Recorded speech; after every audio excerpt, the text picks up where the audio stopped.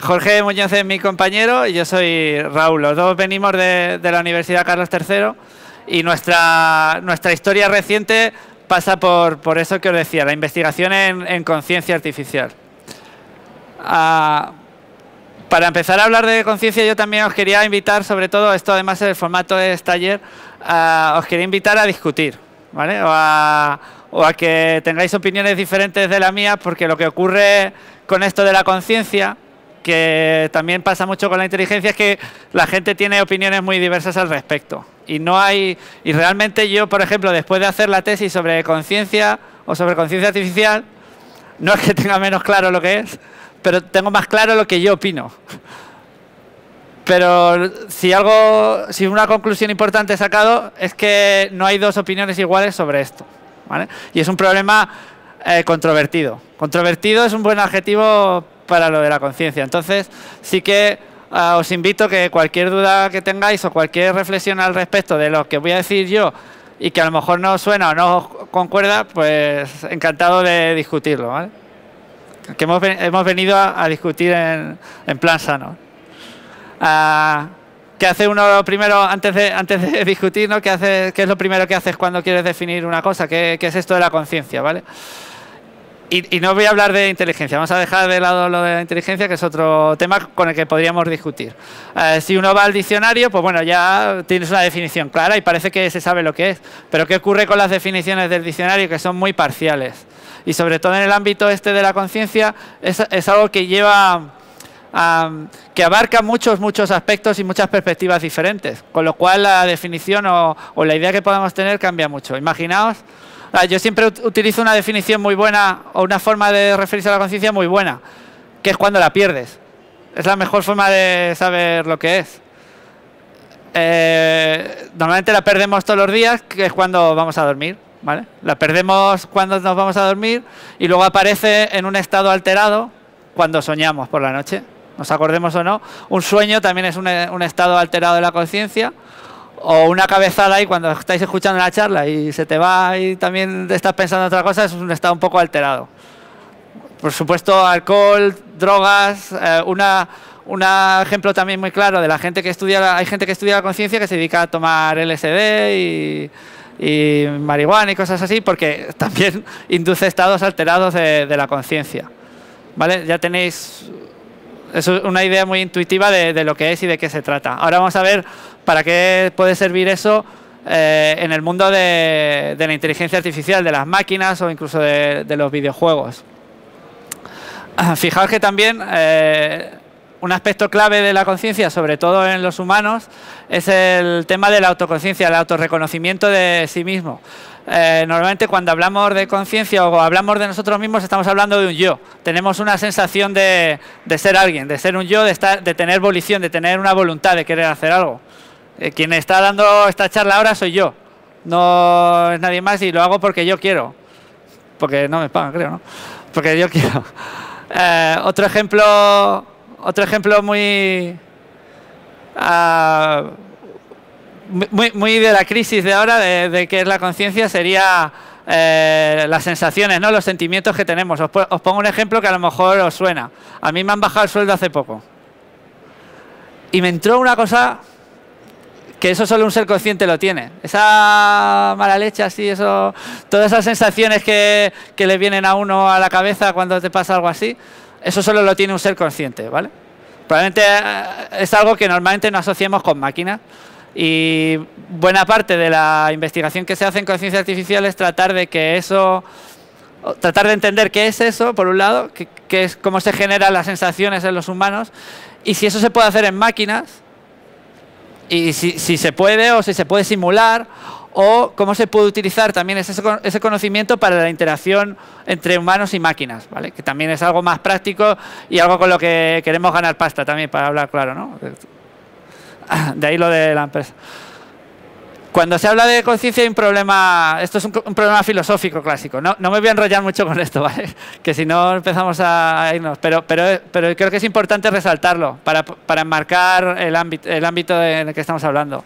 Hay un problema que se llama el problema mente-cerebro o o cuerpo-mente, que es una dualidad, que es parecido a la religión, ¿no? Si tenemos alma, el alma es inmaterial o la mente es inmaterial y el cuerpo es material. ¿Qué nos ocurre? Yo soy ingeniero, ¿qué nos ocurre a los ingenieros o a los científicos?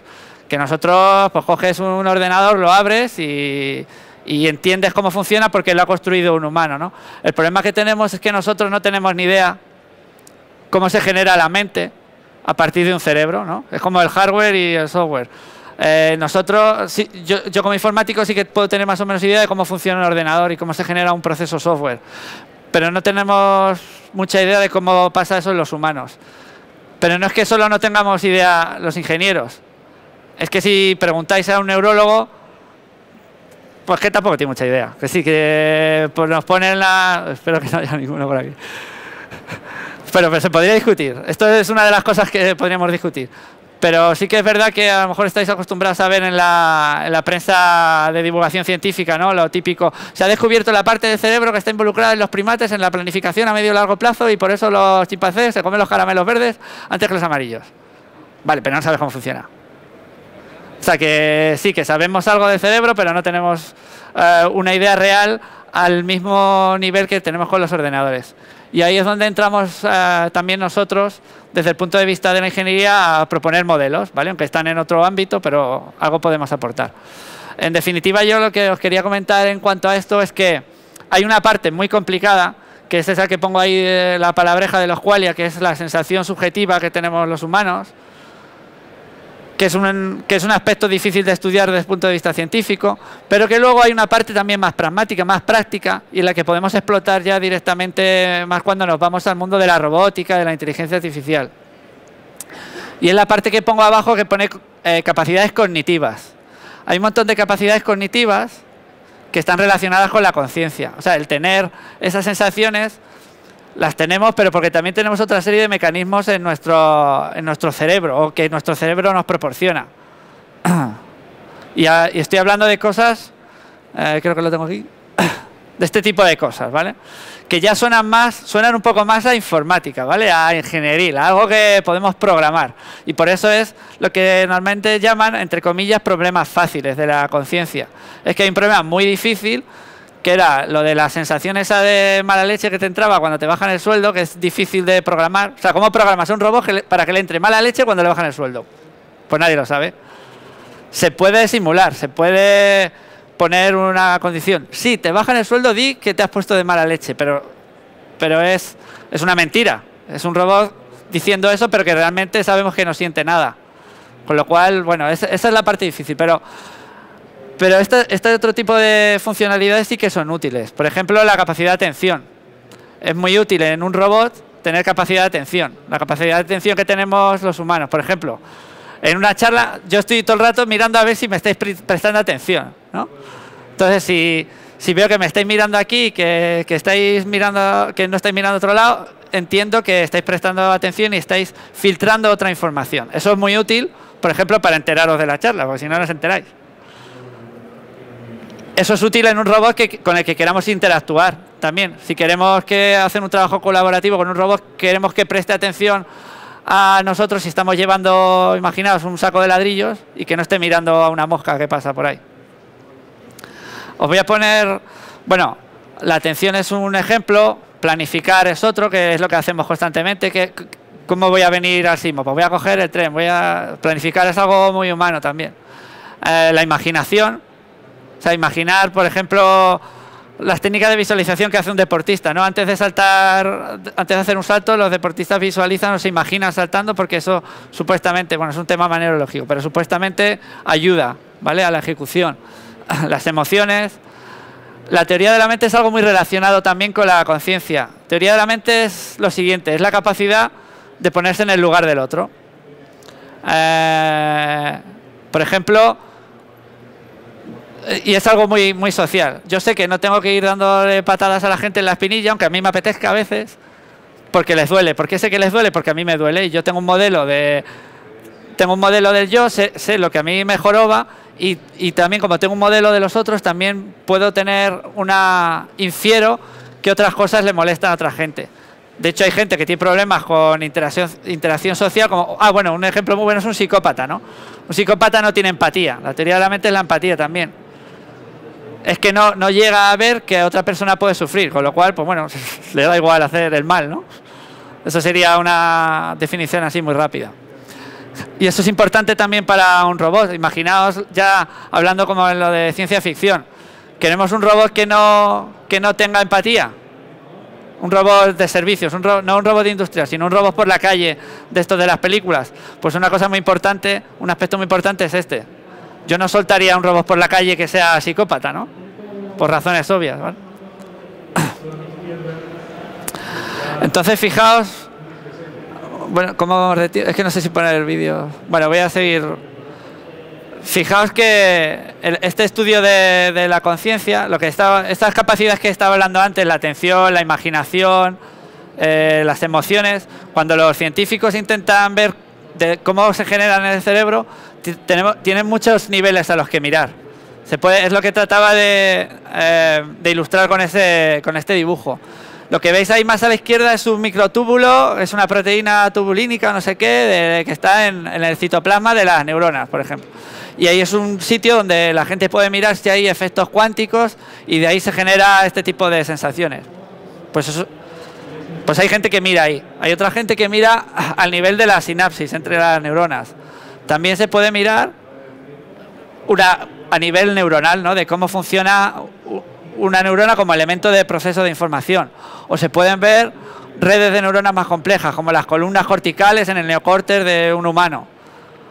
O se puede ver a nivel, fijaos, hasta del desarrollo humano, porque sabemos que los bebés humanos cuando nacen no tienen un nivel de conciencia como tenemos los adultos, ni tienen desarrollada una personalidad, ni tienen desarrollada una capacidad de atención, ni siquiera tienen capacidad de manipulación, ¿no? de un objeto. Con lo cual hay un proceso también de desarrollo, de aprendizaje de esas capacidades. Y es otra forma de estudiar la conciencia. Ese es el enfoque que estamos utilizando, que es el más cercano quizá a la parte de informática, lo que estamos acostumbrados a trabajar con procesos, en este caso procesos cognitivos. Entonces, fijaos qué hacemos, cuál sería el esquema general de esto de la conciencia artificial. Pues bueno, tenemos un montón de científicos que estudian la conciencia humana, de ahí hay teorías, hay modelos, que podemos traducir de alguna forma a ese nivel a modelos computacionales, algo a lo que os comentaba antes, algo que podamos programar, porque al final con un robot, con un avatar de un videojuego, nosotros lo que sabemos hacer es programarlo. Incluso podríamos hacer ahora cosas nuevas, un enfoque nuevo, que no sé si lo habéis pensado cuando os contaba lo del desarrollo del niño. También podemos tener un robot o un bebé virtual que se desarrolle también, que aprenda en un entorno. ¿Vale? Ese es un enfoque un poco distinto, pero que sí que está de moda ahora en inteligencia artificial o en sistemas cognitivos artificiales, porque nos hemos dado cuenta que no sabemos programar. No sabemos programar un robot para que se enfade, pero a lo mejor podríamos programarlo para que aprenda qué es bueno, qué es malo, y que cuando le pasa algo malo, pues se frustre y se enfade. Eso quizás sea más consistente con lo que pasa en la naturaleza, con lo cual es un enfoque. Os quería... Voy a intentar poneros algún ejemplo para que esto que estoy diciendo suena muchas veces a ciencia ficción, ¿no? Lo de tener un mecanismo de atención en un robot, tener un mecanismo de aprendizaje. Entonces os voy a enseñar ejemplos típicos de qué se hace en robótica en este ámbito. Por ejemplo, un mecanismo de atención. A ver, ¿dónde tenemos? No, perdón. Esto es un ejemplo típico de un mecanismo de atención basado en información visual. Tenéis un robot que tiene dos cámaras, ¿vale? Que son los dos ojos, y hace un seguimiento visual de una pelota que es amarilla o verde. No sé si se ve en el vídeo. Eso que estáis viendo en realidad es un mecanismo de atención. Es equivalente en cierto sentido a la atención, al mecanismo de atención que tenemos los humanos para prestar atención a una cosa y filtrar lo demás. Pero como veis es un ejemplo muy básico, muy rudimentario.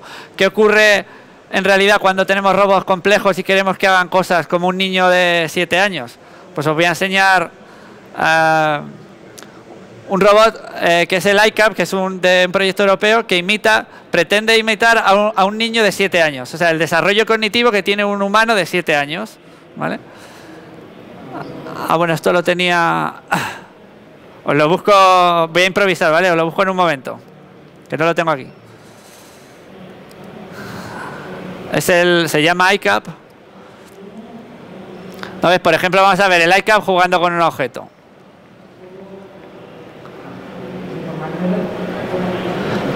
Esta es una tarea que en principio para un niño de 7 años es muy fácil. O sea, bueno, muy fácil, lleva 7 años entrenando para hacerla, tampoco es que sea tan fácil.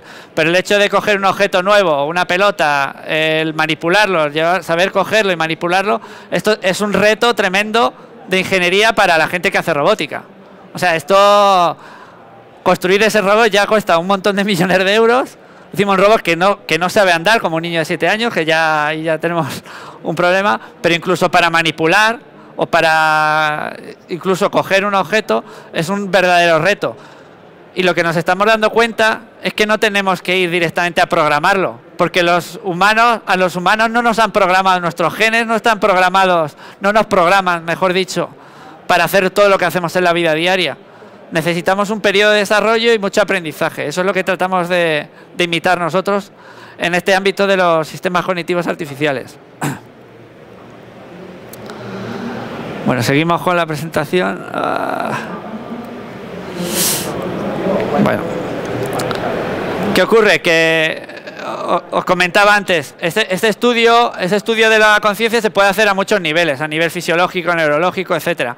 ¿Qué es lo que estamos haciendo nosotros a nivel cognitivo? ¿Vale? Por eso llamo arquitecturas cognitivas artificiales, que es lo que tenemos ahí abajo.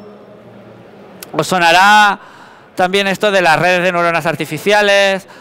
En general son técnicas bioinspiradas. Se dicen bioinspiradas porque tomamos la inspiración de lo que se estudia en biología o en ciencias, bueno, en las neurociencias en general, y tratamos de aplicarlo en un sistema artificial. Nosotros, ¿en qué dominio nos movemos? En vez de hablar de redes de neuronas, en vez de hablar de neuronas, de sinapsis, ¿de qué estamos hablando? ¿Con qué cosas, qué programamos, qué cosas tenemos? Tenemos memoria a corto plazo, memoria a largo plazo. Tenemos memoria episódica, es decir, que un agente, yo como individuo, para considerar lo que has hablado al principio, que tengo una idea de lo que soy yo, un modelo del yo. ¿Cómo tengo una sensación de ser yo? Porque tengo un pasado y tengo una memoria episódica. Sé que esta mañana me vine en el coche con un compañero, sé que luego estuvimos tomando un café y ese fui yo.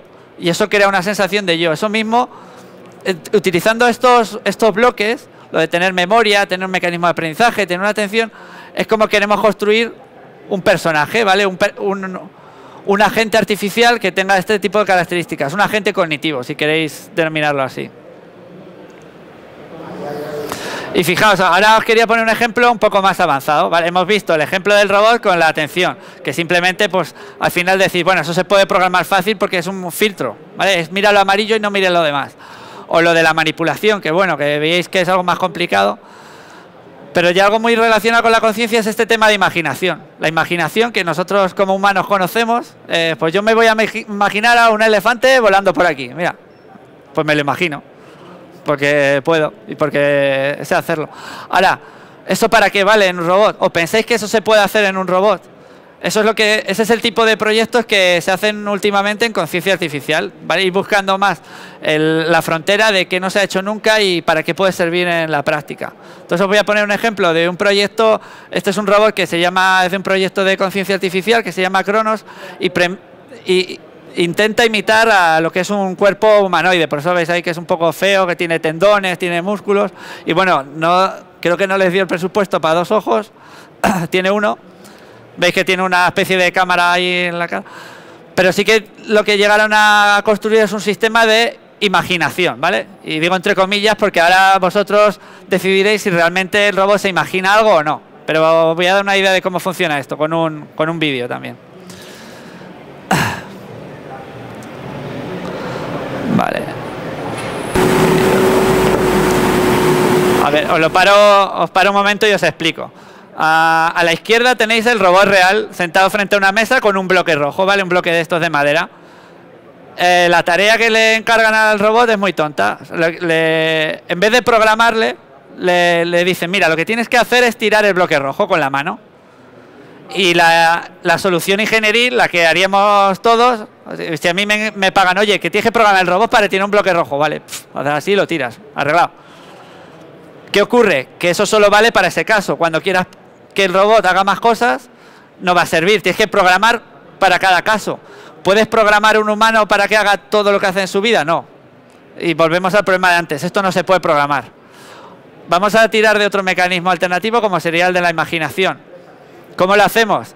En vez de programarlo, vamos a decir al robot, imagina lo que podrías hacer para tirar el bloque rojo y cuando encuentres una solución, la ejecutas.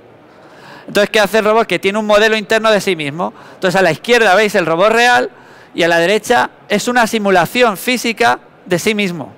O sea, esa simulación que veis, de alguna forma la tiene el robot en su cabeza. Y es la que usa para planificar. Con lo cual, cuando le dice, oye, tira el bloque rojo, ¿qué hace? Bueno, lo primero es que, como veis, hay consistencia entre el mundo real y la parte simulada. O sea, la simulación de yo tiene que tener una correlación con el mundo real. No sé si os habéis fijado, cuando se movía en la mesa real, se movía el bloque, la simulación que tiene el robot también se actualiza. Cuando uno tiene una simulación en su cabeza que no corresponde con el mundo real, o está soñando, o es esquizofrénico, o algo raro pasa. O no se le da bien desarrollarse en el mundo, desenvolverse en el mundo real. Porque es verdad que nosotros, nuestra conciencia es como una ilusión, como una imaginación que tenemos, pero tiene que tener cierta correlación. Cuando no hay correlación es cuando hay problemas, ¿vale? Que también le pasa al robot.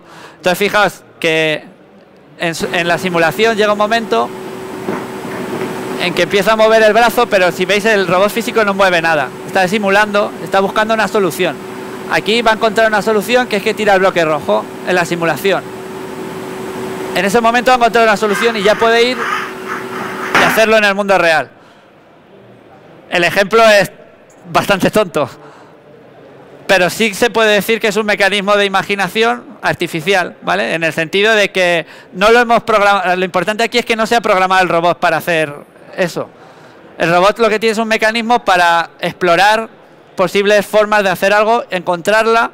Es un mecanismo también de aprendizaje, si lo queréis ver así, y ejecutarla directamente. Eso es lo que hoy en día podemos decir que se hace con un robot físico en conciencia artificial. No es algo muy avanzado, pero bueno, es lo que hay. La ciencia ficción es otra cosa. Vale. ¿Qué más aplicaciones hay aquí? Porque acabamos de ver un ejemplo muy tonto. Vale, pero nos valía como demostración de que esto tiene una aplicación útil. ¿Qué estamos haciendo nosotros desde el punto de vista empresarial y como proyecto empresarial? ¿Con qué queremos, cómo queremos hacernos ricos? ¿Sacar pasta de esto al final? Porque con lo de tirar los bloques rojos, nada.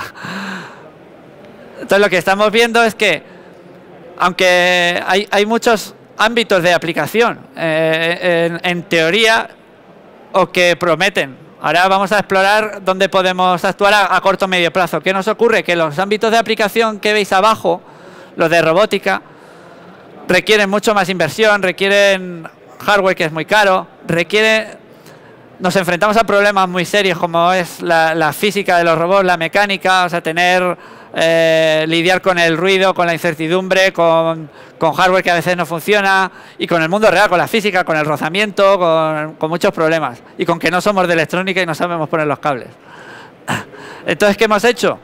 Empezar a abordar un problema más asequible, tanto económicamente como técnicamente, usando robots virtuales, avatares, ¿vale? Los personajes de videojuegos, los avatares estos que veis en las páginas web, como el de Ikea, ¿no? Que te dice, ¿qué quiere? Bueno, que dice cosas. O los avatares también que podéis encontrar en otro tipo de aplicaciones, incluso de asistencia, de teleasistencia también, de teletrabajo, etcétera. Mil aplicaciones. Y de lo que os hablará Jorge luego también, que son de los juegos serios. Los juegos serios son juegos cuyo objetivo no es simplemente el ocio, sino que tienen otro objetivo final, que pueda ser la formación o la concienciación o el entrenamiento. Ya de eso va a hablar Jorge más en detalle. Yo ahora, para terminar mi charla ya, mi parte sobre la conciencia, os quería llamar la atención sobre otro aspecto muy importante, que no habla al principio de la conciencia. No es algo binario. Os hablaba antes de los estados alterados de la conciencia. No es que yo estoy consciente ahora y luego estoy inconsciente. Bueno, depende de lo que bebas, pero normalmente hay como estados graduales. ¿Qué ocurre? Que a nosotros nos interesa medirlo, porque estamos haciendo robots que queremos que tengan esas propiedades y queremos ver hasta qué punto lo estamos consiguiendo. No va a ser de hoy para mañana que tengamos un robot igual de consciente que un humano. ¿Cómo lo medimos? Pues resulta que si nos fijamos en las técnicas que se usan con humanos o con otros animales, no nos valen. Porque sabéis que cuando tienes algún problema con tu conciencia y vas a urgencias, pues te aplican, ¿vale?, la escala de Glasgow, o te miran las pupilas. Con los robots que habéis visto eso no vale. ¿Qué hacemos? Pues nos hemos definido nosotros, como no teníamos una técnica que nos viniera bien para medir, hemos definido nosotros nuestra propia medida, ¿vale? No me da tiempo a explicarlo, pero simplemente daros una pincelada de qué es esto, y si alguien tiene interés, pues bueno, os lo hablamos luego, o podéis ver la página también, lo de conscale.com. Básicamente, os pongo no os fijéis, bueno, aquí no se ve mucho, pero básicamente nos basamos en una serie de capacidades cognitivas. Acordaos lo que hablamos antes de la atención, la capacidad de teoría de la mente. Todo eso lo hemos subdividido en pequeñas capacidades y las hemos organizado de acuerdo a unas dependencias que hay entre ellas, que sería ese grafo, esa gráfica que veis aquí. Y os pongo un ejemplo, ¿no?, de dos capacidades concretas y la dependencia que hay entre ellas. Por ejemplo, vale, la 7.4 es la capacidad de autorreconocimiento, una prueba de conciencia muy típica. No sé si os suena lo de los chimpancés que se reconocen a sí mismos en un espejo, ¿no? O incluso yo me reconozco a mí mismo en un espejo. Y si sabéis, los bebés hasta cierta edad no se reconocen, ¿vale? O si lo hacéis con un gato o con un perro, probablemente se dé de leche con su imagen especular, ¿vale? Porque no se reconoce. Es una prueba de autoconciencia, de reconocer. Entonces eso sería una de las capacidades. Otra, bueno, perdona que sea un poco mal. Otra, de la que la anterior depende, es la capacidad de mantener ahí como pone, un esquema, un mapa actualizado del esquema corporal. ¿Qué significa eso? ¿Cómo funciona lo de la prueba en espejo? ¿O cómo hace un chimpancé cuando se reconoce en el espejo? Pues se da cuenta que cuando él hace así, el individuo que tiene delante hace lo mismo. Y cuando hace así, también hace lo mismo. Y cuando hace así, también se toca la nariz. Entonces llega un momento que ya sospechas y dices, a ver si voy a ser yo. Eso es lo de tener un mapa actualizado del esquema corporal. Y es algo que realmente desde el punto de vista funcional es necesario. Es que si un individuo no tiene eso, no puede reconocerse en un espejo. Bueno, podría de otra forma reconocerse la cara, etcétera. Pero en realidad es por donde va la escala, ¿no? Es la forma de medir. En cualquier caso, la escala te permite puntuar el nivel de desarrollo de la conciencia en un agente, en un individuo, desde 0 hasta llegar a lo que sería un humano, incluso hay un nivel superior. Y lo bueno es que en la web tenéis una calculadora para medir. Entonces, si tenéis, incluso si queréis ver el nivel de conciencia que tenéis vosotros, lo podéis probar. O el de vuestro jefe, sobre todo, que eso es más interesante, lo podéis ver. Incluso a lo mejor el de algún amigo, alguien que te cae mal. Y bueno, yo creo que con esto ya me he pasado de tiempo con mi parte y os dejo con la parte ya de juegos serios y de aplicación práctica en avatares, etcétera. Muchas gracias. Se apaga, Raúl. Se apaga. Sí. ¿Tienes? Bueno, yo voy a empezar con una pequeña introducción a lo que es la inteligencia artificial de los videojuegos, que conocéis mucho los videojuegos. Siempre os habla de esa mejora de inteligencia artificial de un videojuego y como que está muy relacionado y los videojuegos cuanto más inteligentes como que son más interesantes y muchas veces es esto lo que vende. En realidad la inteligencia artificial de los videojuegos son técnicas muy sencillitas, ¿vale? Lo que se suelen usar son, por ejemplo, reglas, lo que comentaba un poco Raúl antes. Yo quiero un videojuego, quiero tener mis personajes, quiero que hagan determinadas cosas. ¿Qué hago? Les programo. Como está en un videojuego, les pongo una serie de reglas y cuando suceda un evento, por ejemplo, si hay un enemigo cerca y tengo poca vida, entonces mi comportamiento debe ser huir y el personaje huye. ¿vale? Y si sucede otra cosa, si salta otra regla, por otras circunstancias, haría otro comportamiento. Esto es como muy lineal. Siempre que suceda una regla, va a ejecutar ese comportamiento. Esto es lo que se llama inteligencia artificial en los videojuegos, ¿vale? Hay cosas más complicadas, por ejemplo los autómatas finitos. Esto viene a ser una evolución de las reglas. Tenemos diferentes estados, como puede ser aquí en el Pac-Man, que tú puedes ir los fantasmitas. ¿Cuál es su inteligencia? Pues en un estado normal deciden ir a por el Pac-Man.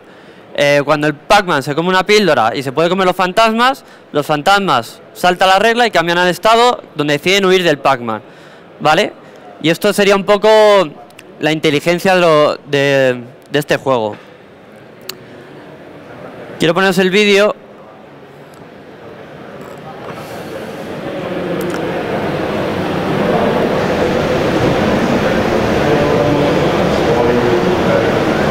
Vale, el Pac-Man lo conocéis. Son 4 fantasmas persiguiendo al Pac-Man. Esto se supone que es inteligencia artificial cuando son 4 fantasmas y no son capaces de coger a uno. Realmente no llegan a ser muy inteligentes, porque si fuesen inteligentes irían a por él. El problema es que si le cogen enseguida el juego no sería muy divertido, ¿vale?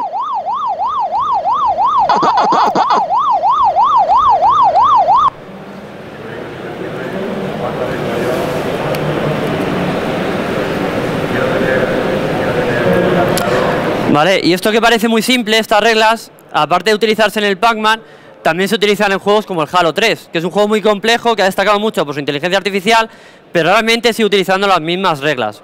Vale, lo que comentaba un poco antes, los juegos, en general los bots de los videojuegos, no pueden ser ni muy tontos, de que los fantasmas nunca atrapen al Pac-Man, porque sería muy aburrido, huir siempre, ni muy listos, porque si le atrapan enseguida, entonces el usuario se frustra. Hay que llegar a un nivel intermedio.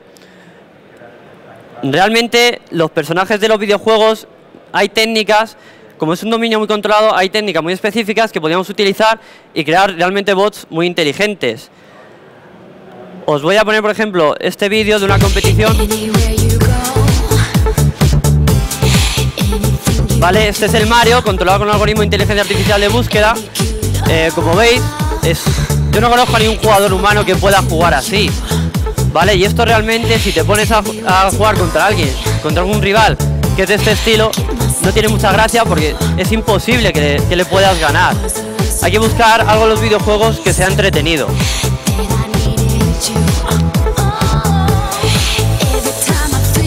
Aquí es donde entramos nosotros con el tema de la conciencia artificial, ¿vale?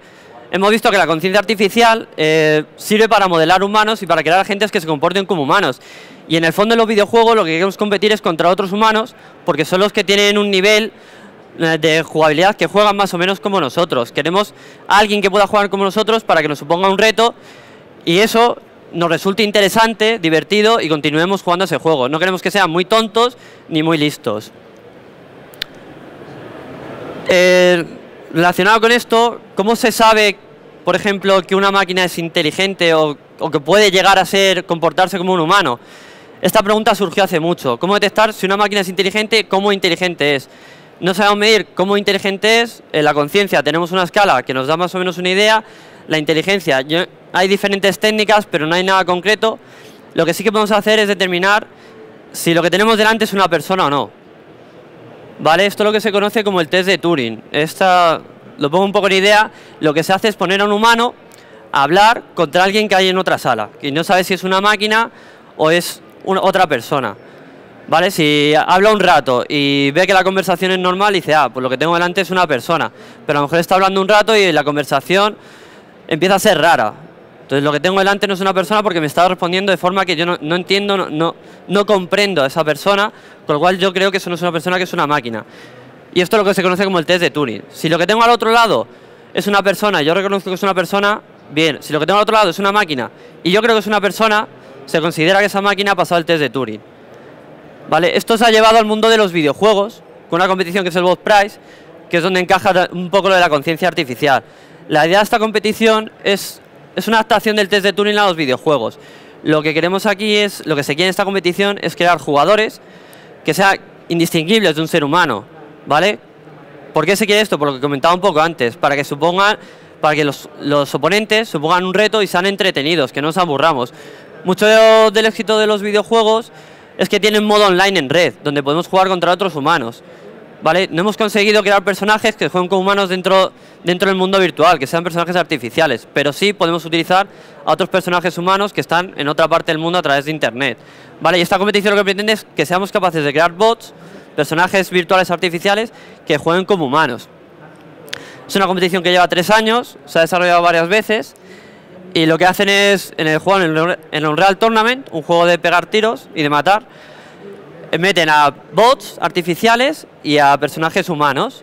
Y la misión de los bots, bueno, es parecer humanos, y los personajes humanos, aparte de jugar y ser humanos, tienen la habilidad de votar. Tienen una pistola con el que disparan a alguien y con ese disparo deciden si eso lo que tienen delante es un bot o es un ser humano. Que es más o menos el test de Turing que veíamos antes, es la adaptación al mundo de los videojuegos. ¿Vale? Entonces, ¿qué hay que hacer para desarrollar un bot para esta competición? ¿Vale? Nosotros hemos utilizado conciencia artificial, pero hay otros bots de investigación en todo el mundo, en Estados Unidos, en Alemania, en Japón, que utilizan técnicas de inteligencia artificial, ¿vale? Y un poco lo que hay que tener claro son algunos conceptos básicos para crear un bot que sea indistinguible de un humano. En primer lugar es moverse como un humano. Si tú estás en un videojuego y el bot sabe llegar de un lado a otro por un atajo haciendo cosas imposibles, eso no es muy realista, ¿vale? Hay humanos muy expertos que son capaces de hacer eso, pero no es lo normal. Entonces, tampoco es normal que esté dando círculos a un mismo sitio sin saber salir. No tiene sentido que esté dando vueltas porque es fácilmente detectable y le pueden disparar fácilmente. Entonces, en primer lugar hay que conseguir un movimiento humano, por supuesto atascarse. Si llegas contra una pared, te chocas y te quedas mirando a la pared, corriendo contra la pared, eso no es humano. También disparar, tampoco queremos bots entretenidos. Un personaje que sea capaz de disparar y hacerte siempre y te mata a la primera no es divertido, no es muy humano. Y también, bueno, mostrar esos dos serían los puntos yo creo más básicos, y luego mostrar comportamientos más complejos, como puede ser perseguir a alguien, huir de alguien, saber que alguien te ha matado con anterioridad e ir a por él, o decidir huir porque le tienes miedo, algo más humano. Bueno, como os comentaba, los jueces tienen un arma con la que votan y bueno, se les dan puntos. Había un premio para los jueces, el juez con más puntos se da un premio y el bot con mayor porcentaje de humanidad, que más votos recibías como humano, se llevaba otro premio. ¿Vale? Este es un vídeo de la competición.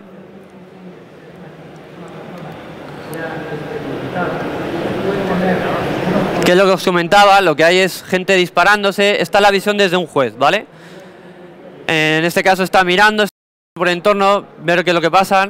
Aquí le matan, ¿vale? Y los jueces dedican mucho tiempo a observar, a interactuar, y llega un momento en el que toman una decisión, ¿vale?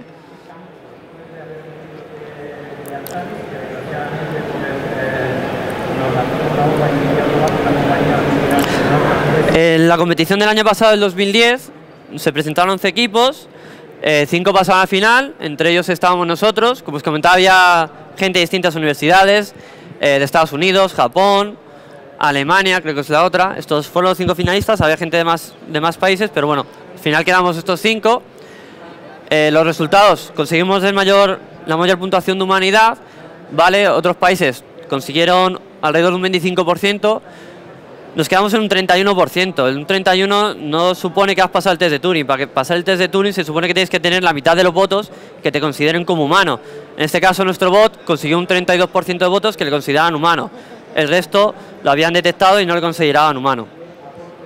Vale, pero a pesar de ello tenemos más puntuación que el resto de competidores y más o menos son estas las cifras máximas que se han alcanzado. No conocemos nada mejor, o por lo menos internacionalmente nadie se ha presentado que haya podido superar estos resultados. Se han mejorado un poco más este año, pero tampoco mucho más. Relacionándolo un poco antes con la conciencia artificial, nosotros utilizamos una arquitectura de conciencia artificial. ¿Dónde estamos nosotros? ¿Vale? Lo ideal sería estar en una escala del 10, lo que es un humano. Pero si nos ponemos a analizar los diferentes bots con la escala, vemos cada nivel. Vemos, por ejemplo, el primer bot ni siquiera completa el nivel 2 completo, sino que tiene un poco de los otros niveles. Los siguientes 3 tienes completos en nivel 2, pero ninguno llega a completar el nivel 3. ¿Qué supone esto? Que estamos en un nivel reactivo, estamos aquí abajo. Esta tecnología está muy bien, pero estamos todavía evolucionándola, le falta mucho camino, ¿vale? No conseguimos pasar el test de Turing porque nos faltan muchos pasos hasta llegar. Aunque poco a poco, cada año se va avanzando. Este es un ejemplo del vídeo en concreto.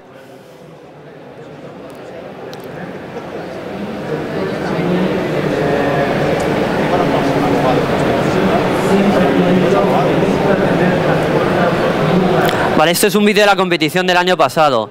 Aquí vais a ver donde hay un juez, desde la vista de un juez, cómo está observando, y lo que va a hacer es votar a nuestro bot, ¿vale? Ese de allí es el bot nuestro, Derek, y el juez lo que está haciendo aquí está observando, está viendo que es un comportamiento, se mueve para los lados, es capaz de avanzar hacia un enemigo que le está disparando, evitar que le dispare, dice, esto es un comportamiento muy humano, yo creo que es un humano, y en un momento determinado empieza a dispararle, para poder juzgarle, le juzga con mano, y como se equivoca, es eliminado y es penalizado por ello. Aquí tenemos otra sesión. Esto es muy típico de los jueces: observar, intentar ver qué es lo que está haciendo el otro y ponerte en su lugar, lo que comentaba Raúl de la teoría de la mente. Yo estoy viendo a otro personaje y estoy intentando interpretar si sus acciones son las que yo haría, si realmente yo en esa situación me comportaría así. En este caso vemos cómo se está saliendo y se está ocultando. Se considera que es un comportamiento humano y en ese caso vuelve a ser votado y se vuelve a equivocar.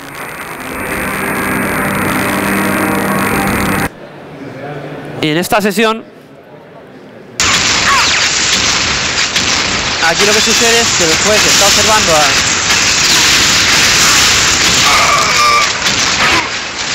Vale, lo que ha sucedido, el juez está observando, ha ido a votar, no le da tiempo porque se ha muerto. Y en un momento determinado, como se queda en el nombre, le vuelve a ver, le vota, porque se pensaba que era humano, y otra vez se vuelve a equivocar.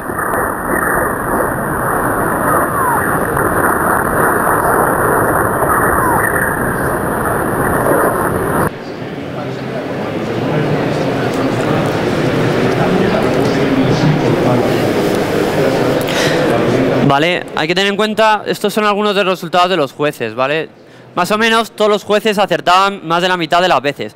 Vale, pero hay un dato muy curioso aquí, que si te puedes saber los votos recibidos cada humano, como si eran considerados como votos humanos, hay 2 humanos que superan el 50%, que han pasado el test de Turing de los videojuegos, pero sin embargo hay 5 que están por debajo del 50%, que no se consideran humanos, ¿vale? Hay que tener en cuenta, esto es una medición para el test de Turing, pero hay muchas personas, los jueces, había muchos de ellos que no tenían especial habilidad con el videojuego. Entonces alguien que no tiene una cierta habilidad con el videojuego se puede confundir y se puede considerar que es un bot, porque si no sabes jugar y estás mirando el teclado sin hacer caso a la pantalla, estás parado, te van a ver y te van a decir, eso no es normal de un humano que sepa jugar. Vale, no quiere decir que no sean humanos, simplemente que no tienen las habilidades y no pasan el test de Turing en los videojuegos. Y luego sucedía algo muy curioso, el humano Mike Preus y Gordon Calleja, bueno, Gordon Calleja fue el que ganó, es el que más acertó a la hora de votar, fue el que ganó el premio, y sin embargo tiene una humanidad del 40%. ¿Por qué? Es un humano, yo estoy jugando, yo tengo inteligencia maquiavélica, yo sé que si quiero ganar, lo que quiero es que los otros jueces se equivoquen votando. ¿Cómo puedo hacer que los otros jueces se equivoquen votando? Me hago pasar por un bot. ¿Vale? Algo que no se tuvo en cuenta en la competición, porque si no, si los humanos se hacen pasar por bots, pierde la gracia. Porque los bots sacan mejor porcentaje que los humanos. No tendría sentido, ¿vale? Pero sí que es muy inteligente, en este caso, muy humano, utilizar la inteligencia maquiavélica, hacerse pasar por un bot para conseguir el premio. Esto es lo que hemos hecho con la tecnología de conciencia artificial en un videojuego muy concreto en esta competición, y lo que estamos desarrollando, nuestra intención, es aplicarla a los juegos serios, ¿vale? Lo que me comentaba Raúl, ¿qué es un juego serio? Es un juego cuyo propósito no es entretener, ¿vale? He dicho antes que queríamos crear bots para videojuegos para que fuesen entretenidos, para que el usuario se divirtiese. Sí, esa es una aplicación. Pero en ese tipo de juegos donde el propósito no es entretener, también tiene una aplicación la conciencia artificial, como voy a explicar ahora mismo, ¿vale? No en todos los tipos de juegos serios, ¿vale? Hay algunos tipos de juegos serios que son, por ejemplo, anuncios, que lo que es un juego de un producto comercial, de un producto que se quiere vender, y lo que se hace es sacar un juego para que el usuario conozca el producto y sea capaz de comprarlo, ¿vale? El usuario juega, se divierte un poco, pero al final del juego no es esa, sino que es vender el producto. En este caso en concreto no se puede aplicar la conciencia artificial, pero en otros sí, en terapia psicológica, no sé, típico ejemplo de terapia psicológica, la aracnofobia. Esto es una aplicación, es por poner un ejemplo de juego serio.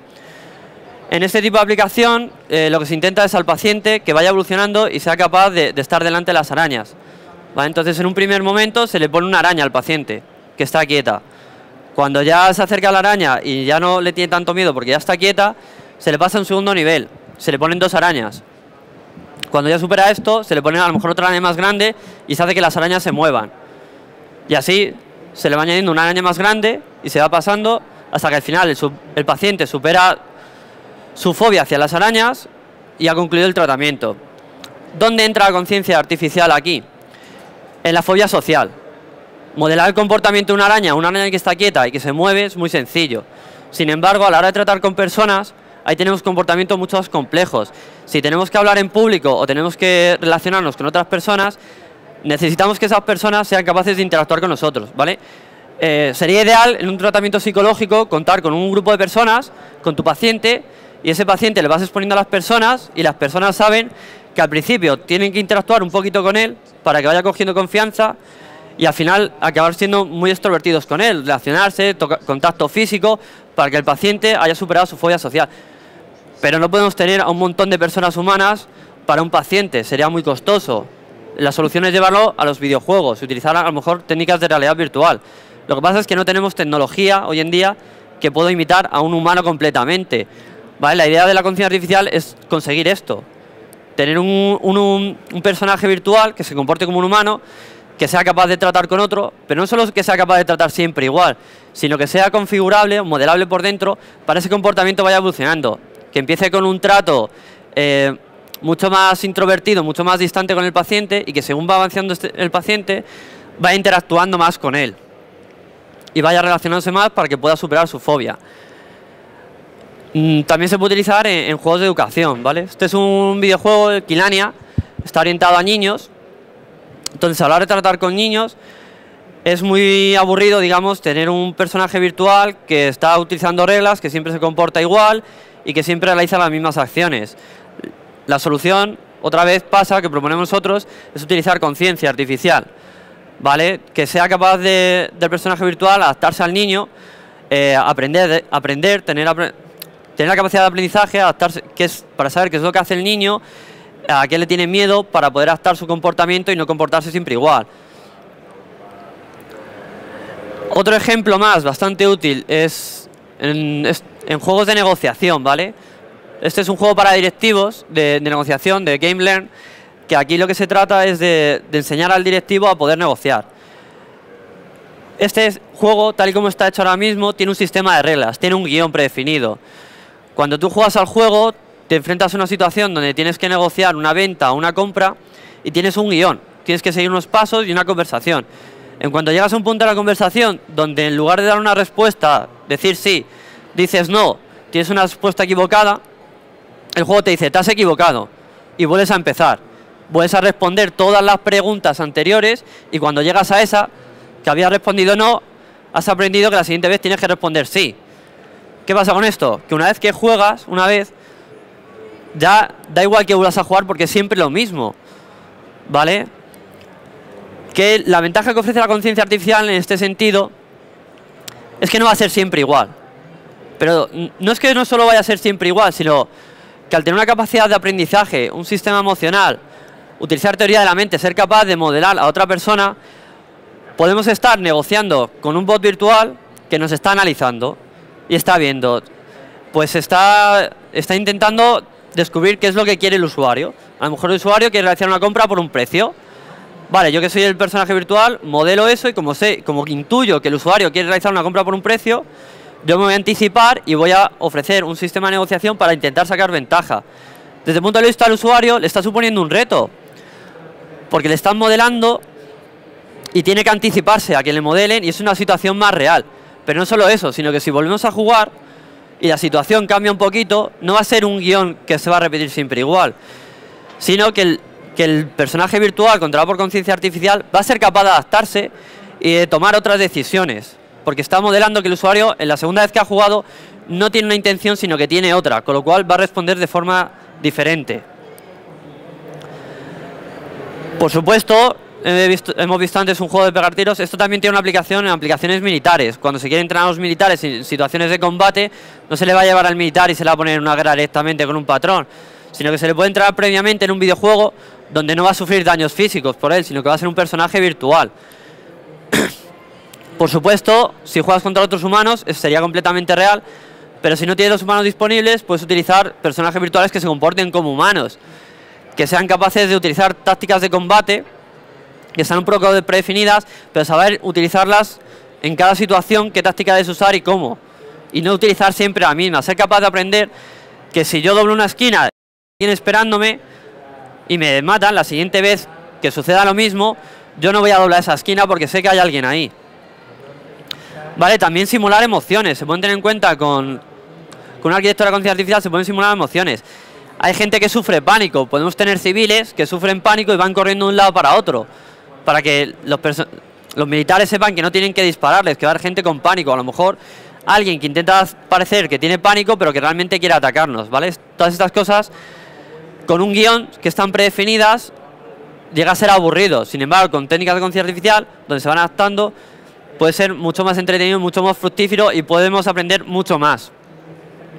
¿Vale? Y el último ejemplo es la RoboCup Rescue, es una competición donde se trata, es una competición de investigación, donde se trata de que tú intentes, ha sucedido una catástrofe en una ciudad y tú tienes que coordinar todos los sistemas para intentar salvar el mayor número de vidas posibles. Aquí tienes diferentes aplicaciones. Puedes utilizar la conciencia artificial a la hora de tomar las decisiones, pero también la puedes utilizar a la hora de modelar los personajes, a la hora de modelar la policía, cómo se comportaría para que no sea siempre igual, los bomberos, cómo actuarían, ¿vale? No que si tienes 50 coches de policías, no vas a utilizar el mismo programa con las mismas reglas para 50 coches, porque si no los 50 coches te van a hacer lo mismo. Tienen que tener cierta flexibilidad, tienen que aprender, observar a los otros, intentar relacionarse, modelar qué es lo que va a hacer al otro, comunicárselo y en función de eso tomar otras decisiones. Y aquí es donde podría ser útil la conciencia artificial. Vale, estos son algunos ejemplos, pero hay muchos más. Si queréis, yo no sé, ¿cuánto tiempo queda? Tenemos para preguntar, si tenéis alguna duda, alguna pregunta, queréis comentar algo. De la parte de antes de conciencia, que tampoco os he dicho que quería preguntas y no os he dejado tiempo luego. Si tenéis alguna duda o si tenéis sugerencias, sobre todo también, porque esto realmente, la parte de investigación que hemos hecho en conciencia artificial, vamos abarcando diferentes dominios. Lo que os ha contado Jorge del Bot Price es un dominio muy específico de generación de comportamiento tipo humano. Y luego los ejemplos que ponía ahora con otros juegos serios. Pero también una de las cosas que estamos buscando es también socios tecnológicos, en el sentido de que nosotros tenemos la experiencia en la tecnología de conciencia artificial, pero también nos falta el conocimiento de mercado para llegar a otras aplicaciones donde esto pueda ser útil. Con lo cual también no solo pregunta si alguien tiene ideas, es un buen momento también para discutirlas, bueno, o si no, luego tomando algo. También hemos hablado mucho de videojuegos, pero la teoría es que el objetivo final es poder crear un robot que sea como un humano. Que tú pongas al robot en una situación normal y nadie sea consciente de que eso es un robot, que tú hables con él, lo interactúes y parezca un humano. Vale, pero bueno, para llegar hasta ese punto hay que dar unos pasos antes, y nosotros hemos empezado por los videojuegos porque no tenemos ningún problema con los sensores de los robots, los motores, que siempre dan mucho más problemas que luego lo que es la tecnología de dentro, el software. Y nos hace falta dinero. Eso no lo hemos comentado, ¿no? Si alguien quiere invertir, pues también hablamos. Eso. Vale, pues si no tenéis ninguna pregunta, lo dejamos aquí y bueno. Cualquier duda también que tengáis, tenéis las direcciones de internet, podéis preguntarnos cuando queráis. Estamos encantados. Vale. Muchas gracias.